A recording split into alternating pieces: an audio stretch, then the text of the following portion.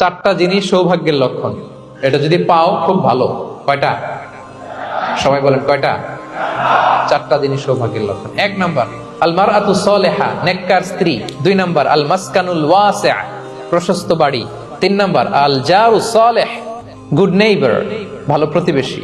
চার নাম্বার আল মারকাবুল হানি, মানে ভালো বাহন বা যানবাহন। চারটা থাকলে এটা একটা সৌভাগ্যের আলামত, খুশনসিব।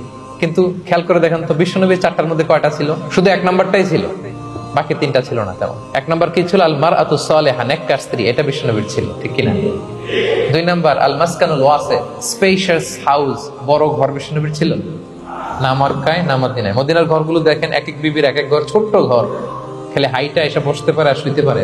তিন নাম্বার আল জারু সালেহ, ভালো প্রতিবেশী ছিল। মক্কায়ও না মদিনায়ও। মদিনায় গেলেন, আশেপাশে ইহুদিরা থাকতো, বনু কাইনুকা, বনু কুরাইজা, বনু নাদির। তাদের ষড়যন্ত্রে একটা রাতও শান্তিতে ঘুমাইতেই পারে নাই। সুপ্ত দূর কি বাদ, সবসময় জ্বালাতন করতো, বিট্রে করতো, ওয়াদাভঙ্গ করতো, এগুলো ঘটেছে। তার মানে ভালো প্রতিবেশী জোটে নাই।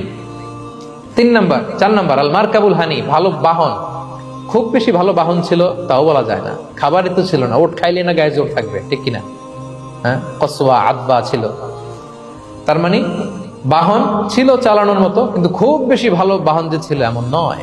তাহলে চারটার মধ্যে বিষ্ণু পেয়েছিলেন কয়টা? একটা। কিন্তু মা আয়েশার ঘরের ভেতরে সুখ আর সুখ,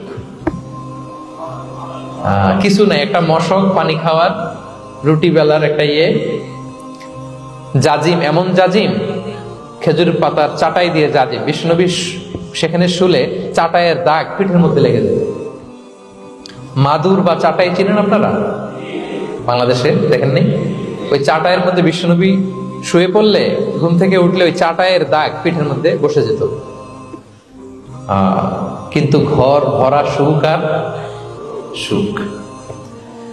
কারণ টাকা দিয়ে বাড়ি কিনা যায়, গাড়ি কিনা যায়, ঘর কিনা যায়, সব কিনা যায়, কিন্তু সুখ কিনা যায় না। কিনা যায়? এজন্য মনের সুখই আসল সুখ, ওইটাকে গুরুত্ব দিবেন প্রিয় ভাইরা। সহিহ মুসলিমের আরেকটা হাদিসে বিষ্ণু সাল্লাল্লাহু আলাইহি ওয়াসাল্লাম বলেন, লাইসাল গিনা আন কাসরাতিল আরাদি ওয়ালাকিন্নাল গিনা গিনান নাফস। বেশি সম্পদ থাকলেই ধনাঢ্যতা নয়, আসল ধনাঢ্যতা মনের ধনাঢ্যতা। মনে সুখ তো সবখানে সুখ, মনে শান্তি তো সবখানে শান্তি। এই 6 নম্বর পয়েন্টটা বুঝতে পেরেছেন আপনারা? 6 নম্বর পয়েন্টটা কি? মনের সুখী। সবাই বলবেন মনের সুখী। 7 নম্বর হচ্ছে never be greedy, expect less. বেশি প্রত্যাশা করতে যাবেন না, লোভী হবেন না। লোভ আপনার সুখ কেড়ে নিবে।